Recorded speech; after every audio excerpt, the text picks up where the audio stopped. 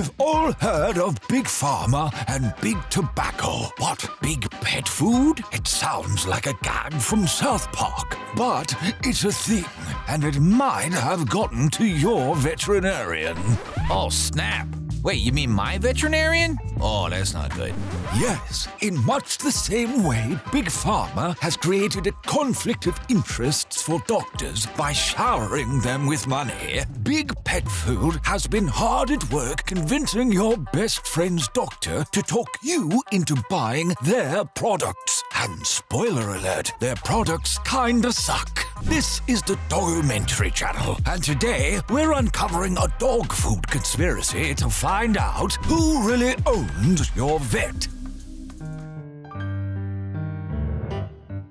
If you're the kind of person who thinks conspiracy theories are silly, it might be because of how they're always blaming everything on vaguely defined forces with vaguely defined motives. But we're not going to do that here. We're going to be pointing the finger at a very specific group with very specific motives, and there's absolutely nothing silly about it. It's people from Mars. Not the planet, mind you. The company, Mars Incorporated. Perhaps you've heard of them? They make Mars bars, as well as M&M's, Skittles, Wrigley's gum, and about 100 other things your dentist wishes you wouldn't eat. But they also make pet food. A whole hell of a lot of pet food. Ever heard of Iams Pet Food? Well, that's made by Mars. So is Pedigree. So is Eukanuba and the Good Life recipe. Also, Nutro products, Caesar, Royal Canin, Sheba, Whiskers, and only dog knows how many more. Whatever the case, the first three we just named are in the top 10 selling brands for dogs, making Mars a monstrously ginormous player in the industry. It's never great when one company controls too much of the market for anything. But when it comes to Mars and pet food, that's really the least troubling aspect of the situation. Why, you ask? Because Mars also owns quite a few veterinary clinics, which is what is technically referred to in the legal world as an absolutely massive conflict of interest. A conspiracy, eh? No wonder they're rebooting the X-Files. You know, this new version should star a dog. I'd watch that.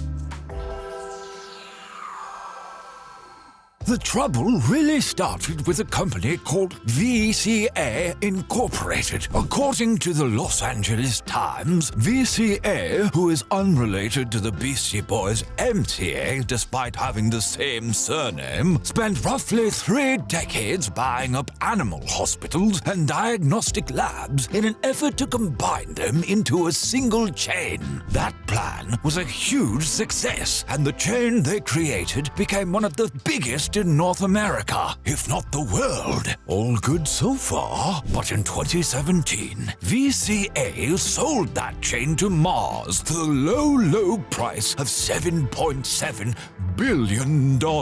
And yes, that was a billion with a B, as in, boy, that's a lot of moolah. And for that money, Mars got themselves 800 animal hospitals and 60 diagnostic labs located in the US and Canada, as well as a doggy daycare chain called Camp Bow Wow, which is a really adorable name. Now, you're probably thinking something like 800 hospitals and 60 labs is more than I own, but it's not that much, and that would be totally understandable. Except that when it comes to Mars's holdings in this area, it's just the tip of the monopolistic iceberg. They also own over 1,050 hospitals that operate under the name Banfield Pet Hospital, as well as almost 90 that operate under the name Pet Partners, and over 60 that operate under the name BluePearl Veterinary Partners. And there could be more. They also own 7 different diagnostic lab chains that add up to hundreds of additional locations. Not that we're trying to make you paranoid, but when it comes to the pet health industry, Mars is everywhere. And they're not the only candy company that's up to no good. Ever hear of Nestlé? Nestlé, you know, the company that makes Nestlé Crunch, Taster's Choice, and pretty much everything in your supermarket not made by Mars. Well, they own Purina, the second biggest pet food company, right behind Mars. And while they're not out there buying up animal hospitals, they are in the habit of handing out free money to top veterinarian schools, the way Santa hands toys to kids. In November of 2025 alone, they gave $4.5 million big ones to programs at Cornell, the University of California, and Colorado State. And again, they're not the only ones. Major pet food companies have wormed their way into pretty much every aspect of the vet school system, from funding scholarships to subsidizing pet food for students to sponsoring lectures, building facilities, and even establishing branded nutrition centers inside veterinary schools. We're through the looking glass, people. Actually, mirrors freak me out. You know, there's always another dog in them who looks just like me and does everything I do. If you're wondering what is so scary about pet food manufacturers like Mars and Nestlé having so much influence in the doggy healthcare industry, it's that the pet food they make isn't all that great. In fact, it's full of ingredients that many critics consider outright dangerous to your pet's health. Pedigree, for example, includes excessive amounts of filler ingredients that have little to no actual nutritional value. These include some fairly unappetizing sounding things like bone meal and meat trimmings, as well as corn, wheat, and soy, which aren't always so great for doggy digestion, or digestion, as we like to say. And a 2015 class action lawsuit claimed that Purina's Beneful brand contains propylene glycol and mycotoxins, harmful molds found on the grains used in the recipe. The plaintiffs lost the suit, but not because all that stuff wasn't in the food. At the same, both companies are telling consumers that their food is a healthy part of a doggo diet. Well-meaning dog parents who just want the best for their fur baby then ask their vet if the food is really okay. And that's where it all goes to crap. As many have pointed out, those vets must be under a tremendous amount of pressure to recommend the food made by the company that signs their paychecks. But that's really just the crux of the problem.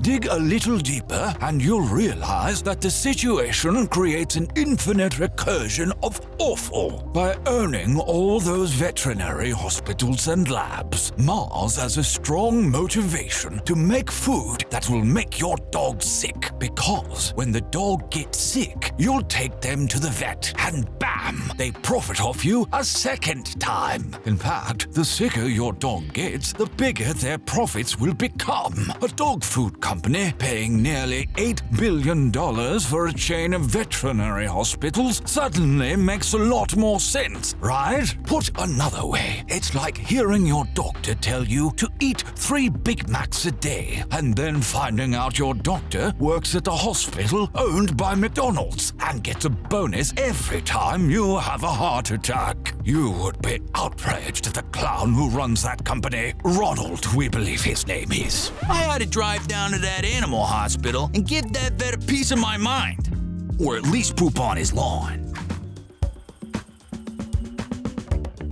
We're not looking to cast aspersions at all veterinarians, or even the ones who work at Mars's hospitals, or had their education subsidized by Nestlé. Most are honest, hard-working medical professionals who have nothing in mind but your pet's best interests. But the conflicts of interest these companies have created for themselves, their employees, and the schools they work with probably shouldn't be legal, and probably wouldn't be legal if our government made a lick of sense, which it does not. So, the only question is what to do about it. Well, unless Hollywood has led us astray, a cute, plucky gang of animated pets are probably already neck-deep in a musical adventure that will end with an evil pet food executive seeing the error of his ways. Until that pans out, if you're feeling idealistic and optimistic, you can try lobbying your representatives to get involved involved. Companies like Mars and Purina typically only respond to pressure when that pressure is coming from someone as powerful as the